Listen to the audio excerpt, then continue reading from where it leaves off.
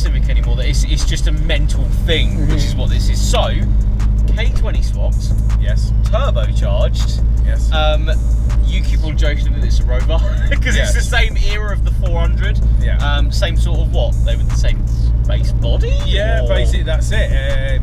There was a Rover 400, and then Honda released what they call the MB6, which is what we're saying today. Yeah. So a 1.8 VTI originally, so 170 horsepower, which is the same engine or derived engine from the very early Teg, the B18C engine. Very nice. So it was that Honda Rover collaboration where they were using parts from each other, sharing each other's shells, sharing each other's engines and all that sort of stuff. So it falls basically from that era. From the Rover era. That's right. So a little bit of a history lesson there for everyone that didn't know. Yeah. This is the same sort of variant as the 400. Yeah, that's very exactly interesting. It. The chassis is identical. Is it? Yeah. Oh, this one though isn't any of that anymore at all. No, not at all. It pretty much doesn't have a lot of standard things on it anymore. It looked sleeper though. I must say, this is a sleeper. It doesn't shout out with a turbocharger and a K20. It doesn't say that. This is, in my opinion, the ultimate Honda sleeper, because not only is it a 4-door, you wouldn't even know by the wheels and any of it, other than the front mount that's on it, you wouldn't actually know that this car is anywhere near that sort of power figure. So, break down the engine. What are we running? Original K20 engine from an EP3, original K20 box from an EP3, just fitted an LSD in this particular car. Obviously uprated clutch and things that you obviously need to go with that, uprated fuel system, and obviously K-Pro management, as probably most people know that watch. You know, the beauty of these cars are that there are K-swap looms out there now, there's obviously K-swap shafts out there, you know, there's so much stuff available. So it's incredibly easy to do this to this car. Yes, everything's available, everything that you can buy. Generally, mainly this chassis works on the EG and DC2 format. So if you're buying parts, then that's what you buy them for. And then pretty much everything's plug and play, and it fits and bolts up just like it would in an EK, an EG, or whatever it is. But there is a huge story behind this car. Huge story. There is quite a story behind this car. Yeah. This isn't just a car that you've bought and all this, but it is for sale. It's for sale right now. So if you would like to look more into this and actually make a purchase, they can get in contact with you. Yeah. Because but the story is awesome. Yeah, the story was, you know, sort of 12 plus years ago, my brother bought this car, you know, when they were still worth relatively good money. And we decided we wanted to turbo it, you know, back in the day, really before people were doing it. You know, we ended up on E-Managed Blue trying to get things mapped, and, you know, we had loads of hurdles to overcome that people hadn't crossed and stuff like that. And the car's been sold a few times, but always sort of managed to work its way back because we'd done the work initially. It came back to us. I've owned this car 3 times myself. My brother's owned it twice. You know, and basically this particular time, the previous owner had it, blew the engine on it twice in B series format. And was sick of it. And basically was sick of it. And basically it came back to me once again and said, "Would you like to buy it as basically a rolling shell?" You were like, yeah, I'll put a K20 in that now. That's exactly it. And because it had no engine, it was the perfect time to do something special with the car. And as I'd owned it several times, and it had really sort of been in the family and worked its way back, I felt it deserved something special. Oh yeah, like a 400. So what are we running today? 426 we're running today. 26 through this with an LSD, with the 6-speed as well, and the turbocharger is a JBE. Basically, it's JBE Racing Turbo. It's their version of a GT30. Is basically what it is. Yeah, same sort of setup as the Colt. Yeah, in ways. Basically, the Colt and this were pretty much built together as 2 sister builds. So a lot of components that were used on the Colt and or were used on this have been used on each other. Yeah, crazy story really, that it's been through a couple of people and worked its way back to you, and then now you're sort of finished with it, you want to sort of pass it on sort of thing.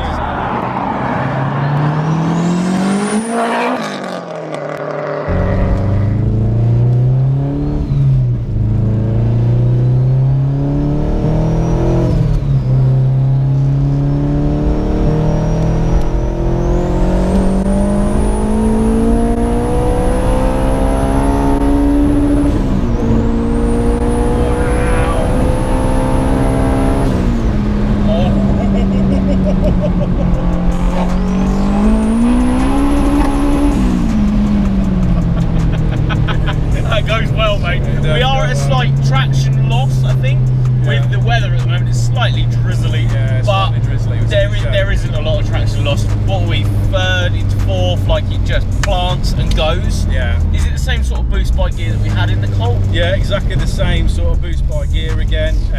Obviously this one's got LSD in it, which the Colt didn't have, so we get a little bit better traction because of that. Nankang AR1 tyres on it, so again, slightly better tyres. Maybe not for the damp conditions of today, but there's not a lot you can tyres. really put through the front end in a damp situation, but she does very, very well to cope.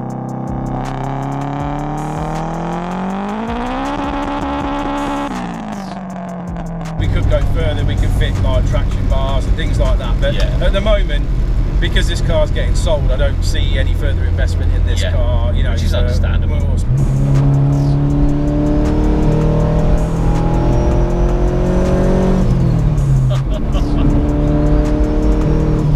Again, just that part throttle, noise, and just, you know, driving through the gears, it's just you know, really good on this car. But even now, sixth gear, it's just like surges.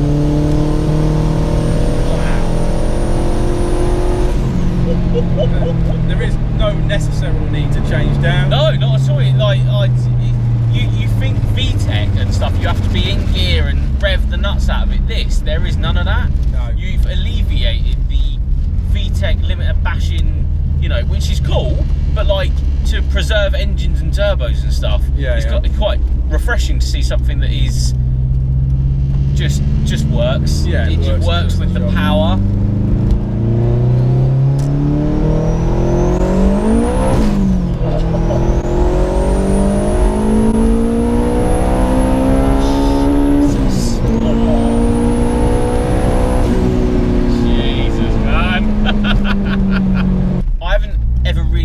Something like this where it sounds different for a start, and it boosts differently in such a way that you don't feel like you're in a K20 swapped Honda. You feel like you're in something that's got a lot more traction than what you would, you know, usually say that is. You know, usually that's a lot of traction lost. Do you know what I mean? Yeah. This just plants and goes, and for a front wheel drive Honda K swap, that's with a turbocharger on it. That's really hard to put into words, that it actually does what it says on the tin, and it feels like it's 400 horsepower. It's not spinning a wheel, and it's not losing traction. It's doing it. It's doing what it says, and it's putting all that power, all that turbo, all that boost down to the ground, and actually making the car go. Yeah, I think it's a whole mixture of setup. You know, certain things, obviously, like the tyres help, the LSD helps, the mapping helps. You know, obviously in this car we've gone through all the suspension. It's had all new bushes in it. It's obviously got coilovers on it. It's got a camber cast off and toe adjustment on everything. You know what I mean? So it's just like, set up so right. Yeah, it's been set up properly. You know, all those little bits add up. You know, if you just take a K20 and you put it in an easier, and you've got 20-year-old bushes and all the rest of it, it's not going to handle like that. It's not going to put it down like that.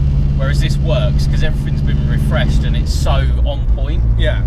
It then becomes a different car to those other cars because you've got just the precision of putting that to the ground, everything just working as you want it to create the fastest car that it can be. Do you know what I mean? Yeah, that's right. Yeah, bloody impressive, mate. And again, hats off to you for building something like this, because it's just slightly refreshing in a way to see something that is so powerful putting its power down. You get forced around the road and stuff, but this is forcing you in the back of the seat because it's putting its power down. Yeah, and there's no feeling like that, you know, when you get to go for a good drive. Yeah. It's not necessarily, not always to me like being on the limit, but a nice fast thrash down a country road, even not necessarily being on the limit. That's why I tend to like to go for the handling, and I like to have it right. I don't like that, you know, I don't like it wheel spinning all the time and things like that. The handling can show how good the car is built, rather than just throwing a turbo on and hoping for the best. Yeah.